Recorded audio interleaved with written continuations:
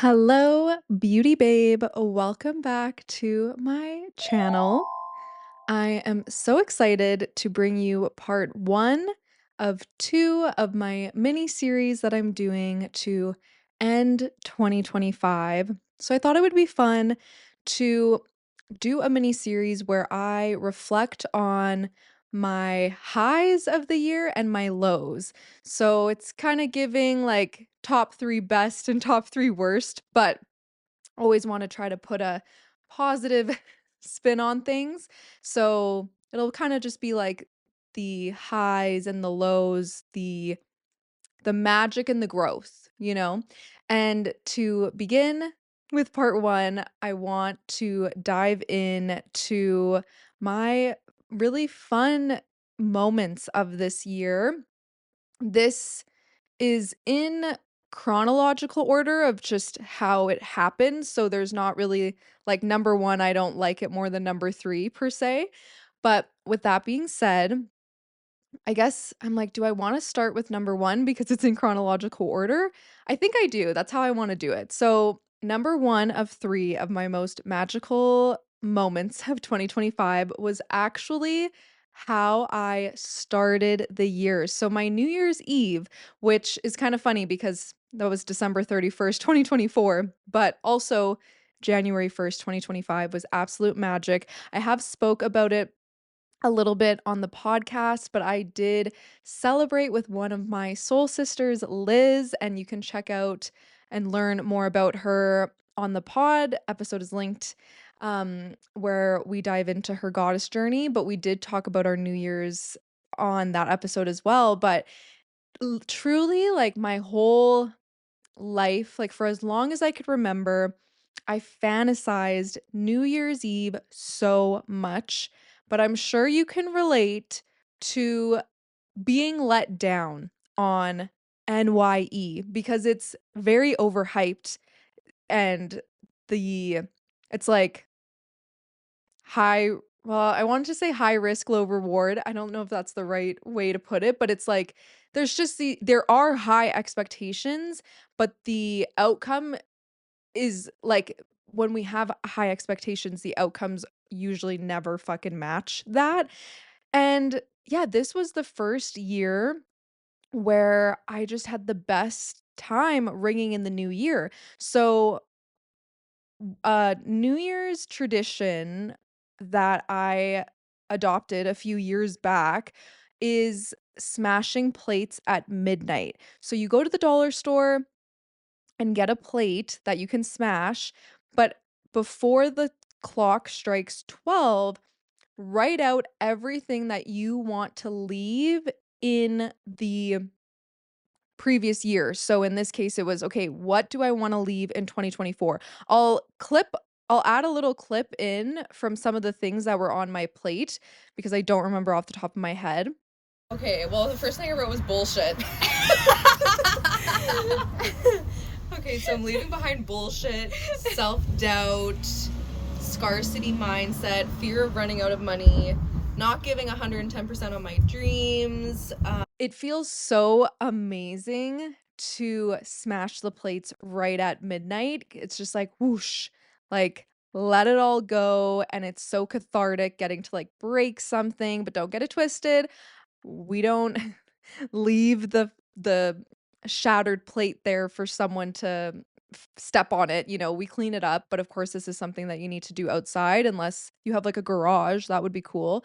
I don't have a garage, but at this time. But yeah, that is such a fun tradition that I like. This will be year 4 now to do it, which I'm really looking forward to.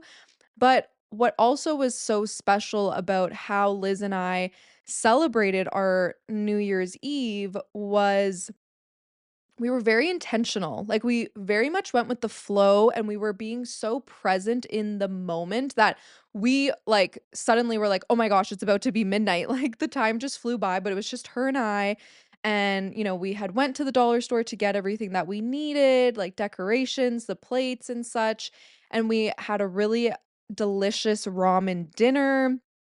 And then because we're both Leos, we share a birthday. We, in Leo fashion, got dressed up and did a photo shoot with house music playing in the background, and then we created such a beautiful altar, and it was our way to welcome in 2025 and set intentions of what we wanted. And getting to do that with someone, like, I'm pretty sure up until that point, whenever I've made an altar, like, with crystals, I only had ever done it solo, so just coming together, there's so much magic in that, and it just was truly, like, such it's interesting because, like I said, I mean, it was the last day of 2024 into day 1 of 2025, but, after 12 months, that was truly such a highlight of my year, which is, like, kind of ironic because this year was really intense, and I will be getting into that in part 2 when I share the challenges that I faced, my top 3 out of many. So, yeah, I mean, honestly, thank God we did that because who knows, it could have been, like, taking the time to build the altar, and then what I haven't mentioned yet is that on January 1st, we spent the whole day just journaling, like, journaling, reflecting on 2024 and then again setting intentions for the new year, which I truly have never done. Like, I've mentioned before that I have these journals that I get from Dreamy Moons, and they're called Year of Growth journals. And there always is a space to reflect on the previous year and then welcome in the new year. Like, there's prompts and everything. But until this year, it was the first time I actually fully utilized the full diary after like years of getting it. I committed. That was one of my goals, like completely fill out the journal, which I have done. But yeah, that just like was such a powerful thing to do. And I definitely want to do that again this year. But yeah, that was just such a fun we were just like when you are just in such deep resonance with someone, like you're with your closest girlfriend or even partner, like whatever that may be for you, it just is so nice because I know her and I both related in the sense that we were like the things that we ended up doing together were things that we had only ever done independently because we just didn't, like, have someone to do it with, so the fact that we, like, were just so vibing on the same frequency made it so special and fun and beautiful. So, number 2, going to New Zealand with my partner, that was in February, so you can see what I mean by chronological order, but wow, like, New Zealand is a place that we at some point want to move to. We want to immigrate over from Canada to New Zealand. And, that idea came into our ether um, when we did an couples astrocartography reading. And yeah, I mean, we had been wanting to go there, I think, for a year, maybe 2 years. And so the fact that we went for 3 weeks, we road tripped around the South Island, we went skydiving, like, spontaneously. Everything was very spontaneous. Like, the responsibility did fall on me to kind of plan the trip, like the itinerary in terms of like where we were staying, but I didn't really like pick things like I wasn't like so detailed in like, okay, on this day we're doing this and it was like no, like I booked Airbnbs around the island and AI helped me like a little bit, ChatGPT, just to figure out, like, okay, where to go, and, like, my partner was, like, trusting like, he was, like he had his own things going on leading up to the trip, and so, like, you know, I was the trusted vet to plan this trip, but, yeah, so he was down, but then, of course, he had things to input once it was kind of all in place of, like, knowing where we would be and for how many days, but it was just, like I feel like my favorite parts of the trip, visiting Abel Tasman, and that was the first time that I listened to The Weeknd's album Hurry Up Tomorrow. So that had come out, I wanna say, I don't remember, at some point in January, but I was not ready to listen to it because he, if you didn't know this, like, he is my absolute favorite artist, Abel, and Trilogy has been my favorite album since 2012, like, when I first heard it, maybe even 2011. I have this Trilogy tattoo here, um, that I had just got, this past summer, but yeah, like, so with that in mind, like,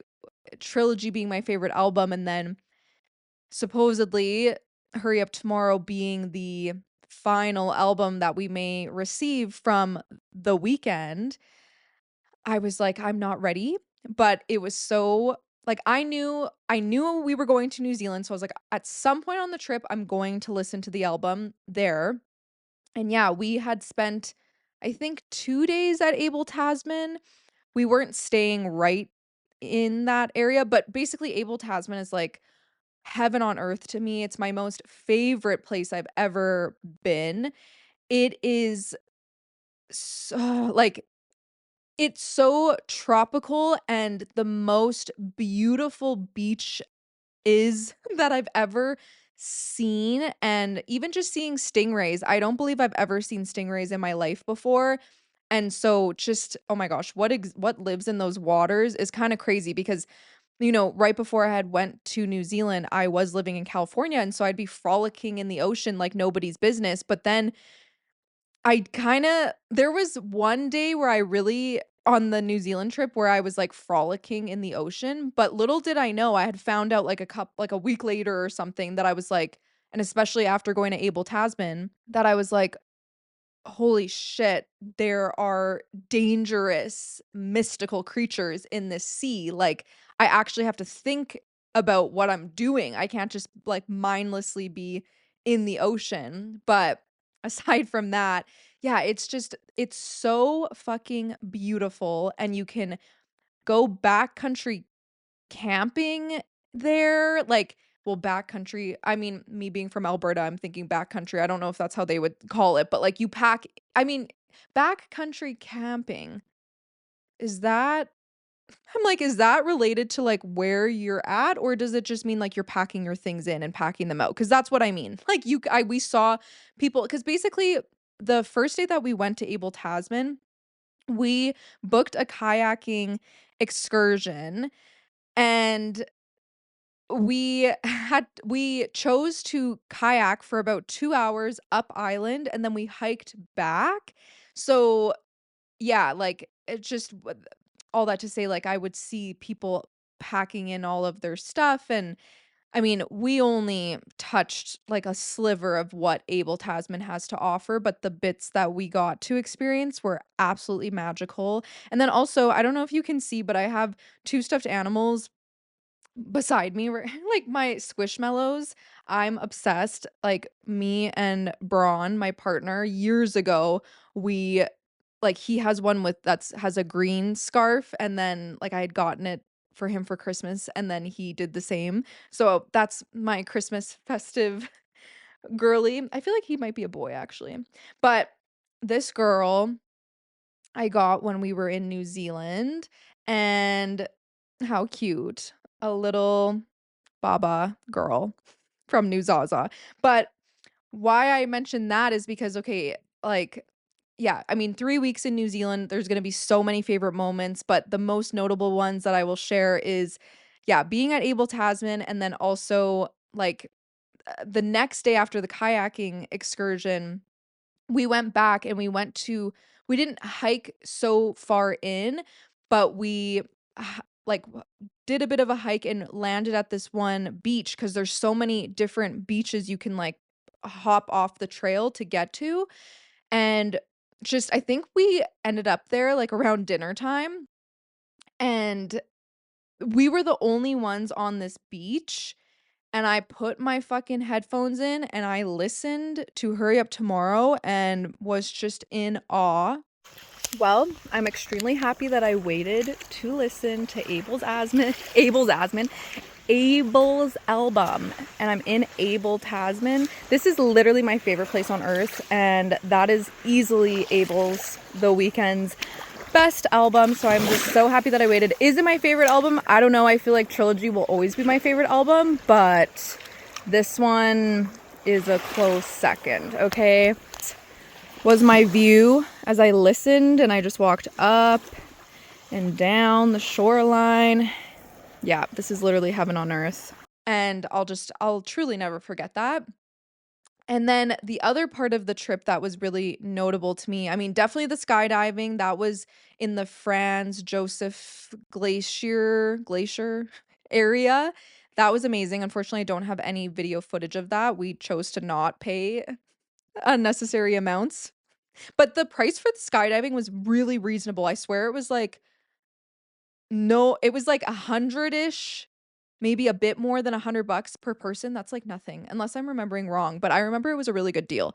But yeah, loved that area. It was amazing. It was so beautiful. But where I got this girly, oh my gosh, I'm not gonna remember. I'll put it on the screen because I'm forgetting off the top of my head. But this part of the South Island, which is opposite to the other two places I just mentioned, it is, like, so delicious to me, like, I could be like, I feel like I'm beginning to salivate just thinking about how fucking beautiful this part of the island is.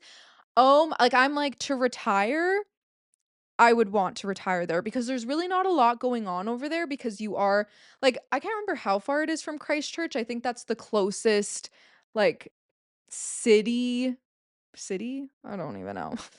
I don't know my geography too well over there yet, okay? Just let me move there and then I'll really get a feel for it, but it just yeah, with there's like you'd have to drive into Christchurch, I feel like if you wanna get, like, I don't know, like, I don't even know, furniture, like, just random things, but there are grocery stores over there, but where we were staying, I don't know, I feel like there wasn't, like, a real grocery store, like, it is kind of remote. I'm trying to think of what I could compare it to, but it would be similar to, like, being on Vancouver Island, and there's certain hubs, but then you get a little bit more remote, and so I do feel like that part of the island is more remote, but it was just so amazing, magical, and I just wish we could have stayed there longer, but it was kinda near the end of the trip, but I definitely look forward to returning there. And number 3, last but not least, again, chronological? Wow. I just I just made that word times 2. Chronological order, my birthday. I want to highlight this. I had so much fun even just sharing my birthday with you. I did a like, the last time I did a vlog from bed was actually a reflection about what I've learned so far in my 20s, and I'll link that for you, but also just yeah, my podcast birthday episode, that was also fun. And, interestingly enough, my actual birthday was just Braun and I was feeling exhausted. So, that was all well and good, but what I mean by my birthday is my birthday dinner. So on August 8th, my birthday's the 4th, but on 8/8, I went to Edmonton because the night prior, I went to Tate McRae with some friends, which was so fun. But yeah, like my having my birthday dinner, so initially weeks leading up to my birthday, I thought, "Oh, I'm gonna do a barbecue and I'm gonna make it this big thing and like a potluck kind of vibe, and anyone can come and go because 'cause it'll be super casual, like it's a fucking barbecue. I'm gonna go do it at like I didn't know where, but we'll just say Horlack Park, like just to make matters easier. But those plans changed because it was raining so much on and off, and so I just didn't wanna take that chance, and so it ended up going from potentially 20 some people to me and 7 of my friends, which was so amazing. Okay, I had some last minute cancellations the day of, but it was all divine because I had there were 8 of us on 8/8 because Lionsgate portal is August 8th every year, and Ah, there were just so many synchronicities with the number 8. Even just being at the restaurant, we had went to Foo's Repair Shop, I think it's on Jasper Ave, downtown Edmonton. If you are in Edmonton and you have not tried that place, it is so fucking good. The food is so, so good. I honestly dream of it. I look forward to the next time I get to go, but even just on the menu, there were, like, 8 eights. It was just so cool, but aside from the magic part of it all, why this was such a highlight for me is because I haven't really shared my birthday with friends like that since probably, like, my 20th birthday, I wanna say. I think just over the years, and I do have an episode of the podcast where I talk about this more, but I just became very closed off. Like, I'm a Leo, and so I give a fuck about my birthday. Like, I go big or go home. And I think I had expectations because I would like pour that energy into my loved ones' birthdays, but then like I was pouring so much in that I was inadvertently not doing it because I expected something in return, but I felt, especially when I was younger, like teenager and into my early 20s, I felt like that should be reciprocated, but fortunately, I learned that that was me projecting and, like, having these expectations and, like, projecting unrealistic expectations onto others because we all show love differently, and don't get me wrong, like, my friends do celebrate me on my birthday, but I think I just spent many years feeling let down by others, which is also, like, I've learned, like, to not put that expectation or responsibility on others. It all comes from within. But truthfully, I did just feel let down. And so I chose to I felt like I was taking my power back by just not sharing my birthday with anyone and just being super low key.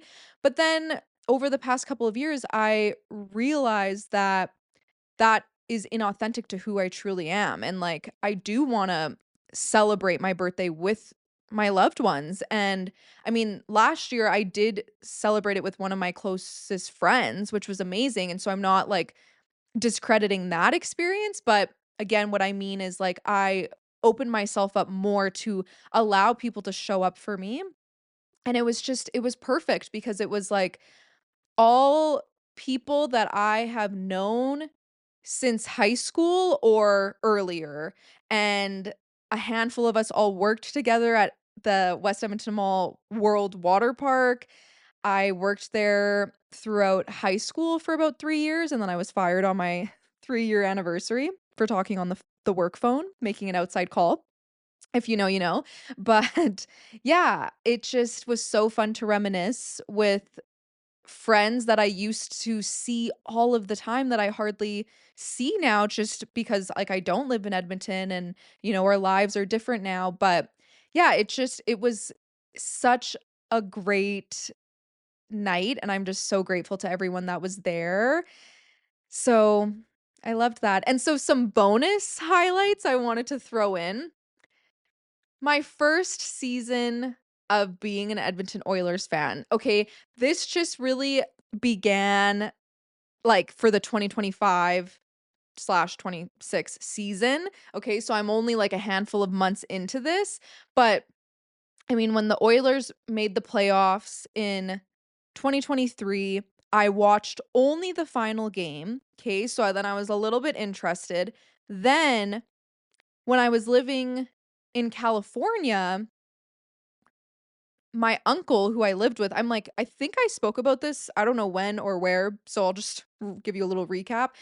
Living with my aunt and uncle in California, my uncle is initially like, he's from Edmonton, so his whole life has loved the Edmonton Oilers, and my cousin loves them too, and so when I lived there, I'd be in the opposite room, like, working on my business, and my uncle would be, like, freaking out watching the Oilers, and I just, like, didn't get it, but it reminded me of my Gma, who I was super close with, and so that's his mom, and how she because I lived with my Gma for, like, most of my life, she would watch the games and get excited how in the same way that he would, and so I was like, "Oh, maybe he got that from her, or they fed off each other's energy," but I was like, "Oh, yeah." So it was like this very beautiful seed that was planted even deeper, and then I did watch the playoffs in wait, I'm like, "What?" Oh, yeah, so sorry. I watched the full playoffs this year. So in the spring into summertime or whenever it starts, I don't remember. I guess it starts in, like, May, right? Well, I don't exactly know when they started, but I watched all of it, and since we've started this new season, I have been tuning into every game. I've maybe missed 1 or 2. I've had the opportunity to go to one, which was so fun. I think it was our 2nd game, and like, of the season, but yeah, it's been so fun. It's been so fun for me, and when I work DoorDash, I will listen, like, I'm gonna be doing that tonight. I absolutely love it, like, it brings me so much joy. Sometimes it stresses me out, but it's been so fun. Yes! We tied it with 1 fucking second! With 1 fucking second! Oh my god. And then coming to YouTube, that has also been such a highlight of 2025. It's it's just so fun to get to share my voice and me in this way, and it just feels very full circle because, you know, doing that has like, I think coming to YouTube allowed me to close the door, might not be forever, but at this point in my life, on what I had been working on for so many years, which was my coaching business, and there's no negative energy there, but it was no longer lighting me up, and that's why I also shut down my Instagram that once was magically.mindful, and now you can just find me at Magically Mindful Podcast, and I'm just like, it's very full circle for me. I have mentioned this a little bit on the podcast, full circle in the sense that, you know, I went to school for radio. I wanted to be a personality of some sort. And also, I'm a Leo. Okay. So that just comes with the territory of being a Leo superstar. So it was just only a matter of time. But this just feels the most fun for me, the most aligned. And I'm really fucking excited to see what 2026 is going to bring and how I'll continue to evolve and expand as a creator on YouTube. And of course, the podcast, it's going to be coming up on its 3-year anniversary. So it's all just super exciting. Thank you for being here and supporting me on this journey. Come back for part 2 with my vlog and podcast schedule in a few days after this vlog drops. There will be a new episode of Magically Mindful, the podcast, with my beautiful friend Alyssa, who was actually my first ever guest on the pod back in 2023. So that's going to be out. And then, yeah, I guess in about 2 weeks from now, I'll put the date on the screen. But part 2 will be out, and we're going to explore my most challenging moments of the year, and we'll see where we resonate on that. But I would love to hear your highlights of the year. So please comment them below, and I'll see you very soon.